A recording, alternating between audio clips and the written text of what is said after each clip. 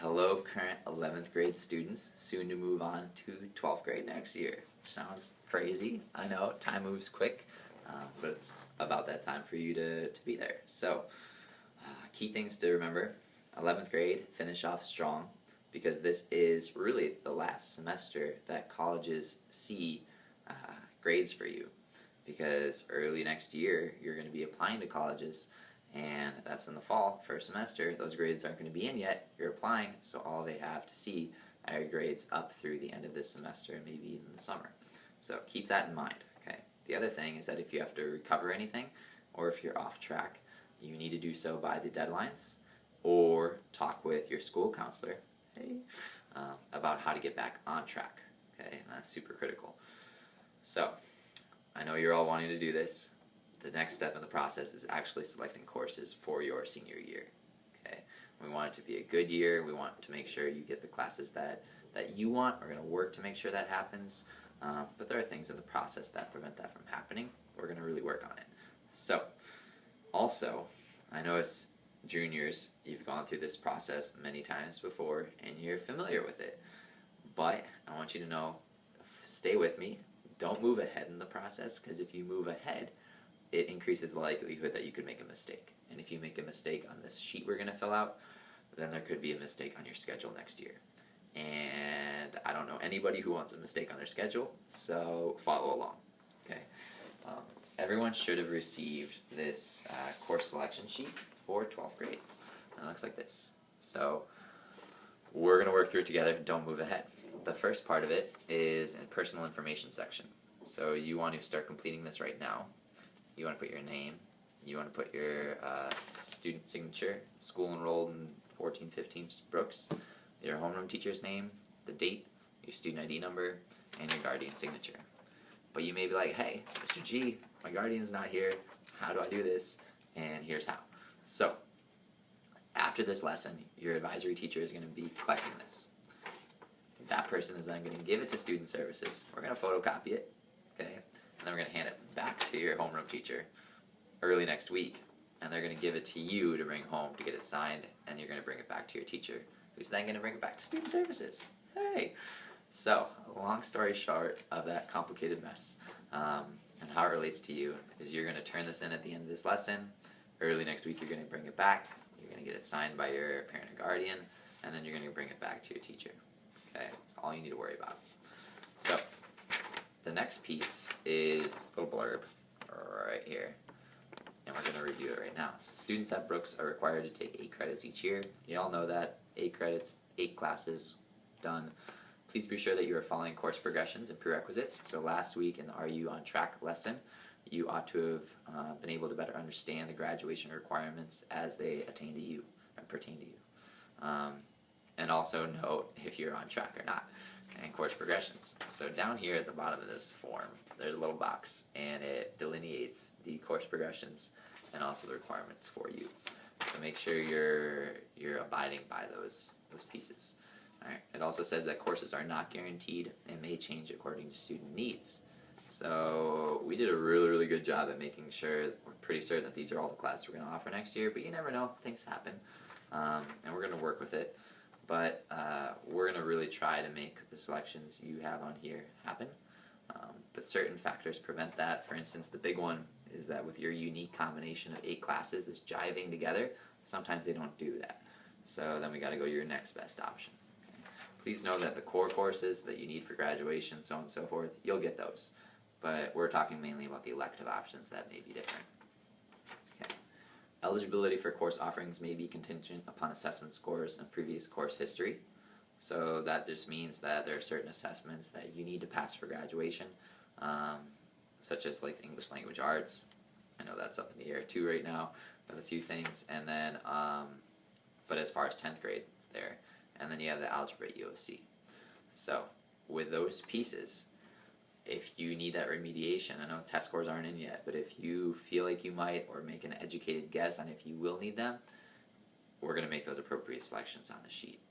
Okay. The other thing is that there's a curriculum guide on our website, and you can visit that.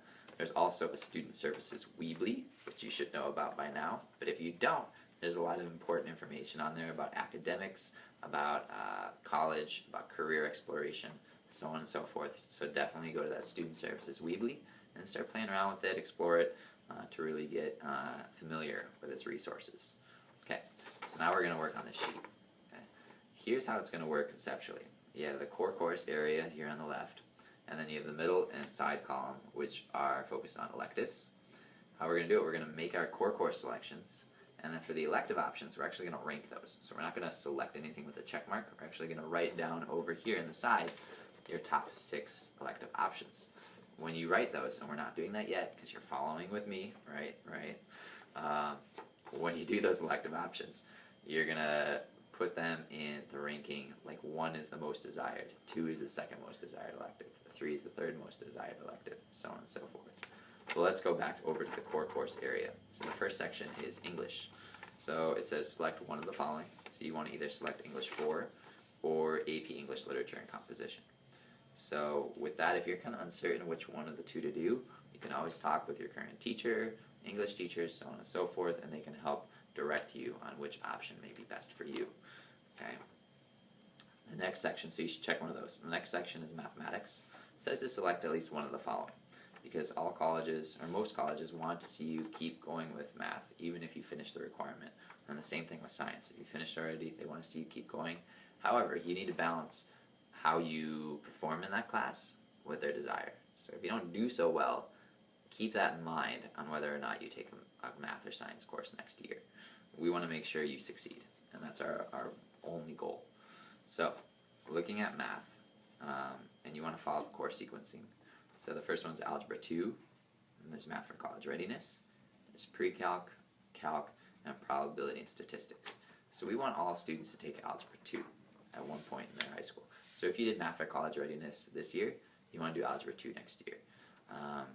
If you just did Algebra 2, the next step in the sequence is Pre-Calc, or you can take Statistics. Statistics is just that. You look at probability, you look at real phenomena and try to explain that with numbers and try to predict, possibly in the future, the likelihood of things happening. You're also looking at mean, median, mode, and statistical operations. So, and then there's calculus, which if you just did pre-calc, the next step is calculus, with trig and all that stuff. So, that's math. Then there's science. And it says select one of the following. So there's marine science, principles of tech, and physics 1 honors. So marine, pretty much marine ecosystems. Principles of tech. So I have a definition for it, and I want to give you the most accurate information possible to make a good decision on what you want to do next year. So principles of tech, here we go. It focuses on the 4 energy systems: mechanical, fluid, thermal, and electrical. And the units that it covers as it applies to those are force, work, rate, resistance, energy, power, and force transformers. It's cool stuff. Kind of above my head, but you know, I'm a counselor. So looking at these things, so that's principles of tech. The next thing is physics. Physics is like the marriage of science and math. So it uses mathematical operations to explain scientific phenomena. Pretty cool, like gravitational force and things like that, which is neat. I've never taken a physics course, actually, and I always wanted to, so a little side knowledge. The next thing is social science. So you want to select one of the following. Typically, students have taken U.S. history in 11th grade, and then the next step is government econ in senior year. However, for some students, we flipped that this year. So you just want to take whatever's next for you in that sequence. Okay. Some of you may have taken government in like 9th grade, because some schools do that, or districts. You still want to select that government econ area, because you need at least one of those for next year. And then you just want to make a note in this notes comments area way down at the bottom that you've already taken it. And that area down at the bottom is for us to see if you, let's say you need something for graduation that you haven't taken yet, that you ought to have taken yet, you want to put that down there, or any unique information about you as it pertains to your schedule and graduation. So you have those options: government, econ, U.S. history, or AP U.S. history. Okay. Moving on to the next section. So courses for remediation. This is what I was talking about with the assessment piece. Depending on your assessment scores may dictate whether or not you should have one of these. But also note that if you really struggle with math and you really need that extra assistance, you can put that down there as well. Okay, so those are your core course areas. You should have one English, a math, a science, a social study, and science selected. And then a course remediation if you think you may need it. Right now it's just like educated guessing because scores haven't been released for the most part yet. But as they come out, we can then update your schedule, so on and so forth. The next area is where we start with that ranking system. So there's nothing to check. We're just going to keep them in mind that, hey, I like that option. So you can use pen or pencil to mark next to the courses, but this ranking area is where you actually wanted to note which ones you want to take. So the primary area, the main focus you should have for electives is world language, because you need at least 2 years of the same language. Okay.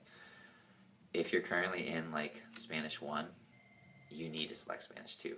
It's a given, so that should be your number 1 course that's ranked. Okay.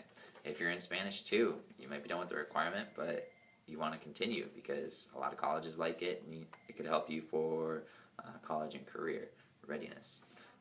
Then we have French 2 at the bottom. For French 2, we only put it on there for students who have already taken French 1 before and have credit for it, and they just need some assistance in finishing off those 2 years. Okay, the next option is vocal instrumental options. So this is Band 1, Band 2, Chorus 1. We're also having show choir next year. Super neat. Keyboarding, which is music keyboarding, not computer keyboarding, and orchestra, which is stringed instruments like violin, and so on and so forth. So all these elective options, each line is a full year course. Okay. The next area is technology, business, communications options. So some of these are kind of similar, and I'm going to delineate what the difference is in a second when we get to them. So there's applied computer business skills 1 and 2. That's a full year. Computing for college and careers. And then the other similar one is applied communications, which is at the last one. So how you can conceptually think of it is that computing for college and careers is more like basic technology, like Word, PowerPoint, Excel, so on and so forth, gaining familiarity with those. Applied communications is an actual English course, so it's going to be involved more reading and writing, using those technologies that I just discussed, but to analyze, critique, so on and so forth. And then there's applied computer business skills, which is using those technologies, but specifically in the business world. Okay. In our mind, we recommend that students take applied communications and applied computer business skills together. If you've already taken applied communication skills, then you can just go to that other one. Those are our main. Applied communications and applied computer business skills are more geared towards 11th to 12th graders. Computing for college and careers, we're going to have mainly like 9th to 10th graders in there, so underclassmen. And there's journalism, and there's speech. Speech is public speaking. Okay, then you have PE options, and hopefully I did hope. And each one of these, again, is a full year option. So even though it says 1 and 2, it's like you take 1 first semester and 2 second semester, so it equals a full year. And it's not like you can do half and half another thing. If you don't do that, you have to take them all together. So the first option is weight training 1 and 2, then team sports 1 and 2, then aerobics 1 and 2. Aerobics involves more cardio based as opposed to weight training, which is more static. There's basketball 1 and 2, personal fitness and recreational activities. Personal fitness and recreational activities looks at more of the fitness component, health and wellness, as it relates to physical education. So those are your options, and once again, those are all full year-long courses. If you've already taken a course before, you can't take that course again. There's some exceptions to that rule, more when it was at that musical option, like band and so on and so forth. But for the most part, all these, you should be 1 and done. Okay, moving on to that last column. So the first option is forensic science. So that's going to look at forensic investigation as it relates to crime scenes, using the materials there to expound and analyze and critically think about that situation. So it's a really neat course, and we're really excited about having it next year. So it's pretty neat. The next one is experimental science honors, and I want to make sure I have the description correct. And I actually talked with the teacher with it, and here is the description that we have. So, I get this name wrong one time too. Experimental science. I keep wanting to say exploring science. Experimental science is hands-on, project-based course. It's applied science to investigate science and technology through do-it-yourself, open-source activities using electronics and robotics. Pretty cool. Okay, y'all have a lot of good options, okay? I'm not gonna lie. Social science electives is the next area. So you have philosophy and sociology. And that's combined. So philosophy is trying to study the essential questions of the world, life. You're going to be looking at philosophical theories and how those apply to those different questions. And then there's sociology. Sociology is the study of groups of people, how they think, how they behave, how they feel, how they work together. So that's pretty neat. And then there's Psych 1 and 2. And I'm a little bit biased because I was a psych major in college. But sociology is the study of groups of people. Psych is the study of the person and how an individual thinks, behaves, feels, and interacts with others in the world. Pretty neat. And then there's AP Psych, which is the step above that. The recommendation is that you take Psych 1 and 2 first so that you gain that foundational knowledge. And then when you take AP, you can do better in the course, understand things, and do better on that final exam. So, and then the next option is Holocaust and African American history. Those go together. Don't differentiate them. You can't separate them. They go together. So, you have that. And then there's the last section is dramatic and visual arts.